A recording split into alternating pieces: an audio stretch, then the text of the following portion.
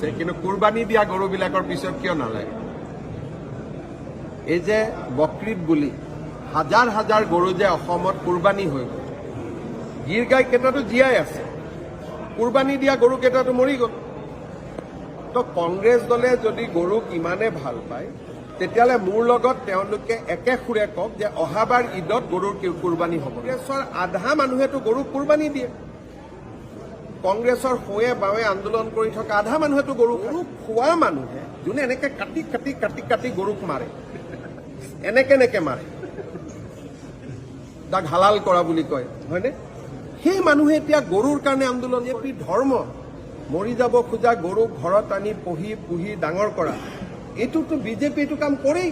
এইটোতো মই গৌৰৱেৰে কওঁ, যিকেইজনে এইটো কাম কৰিলে তেওঁলোকক মই ধন্যবাদ দিছোঁ যে মৃত্যু হোৱা গৰুকেইটা ঘৰত আনি দানা খুৱাই পেলাই আপোনালোকে প্ৰতিপালন কৰিলে।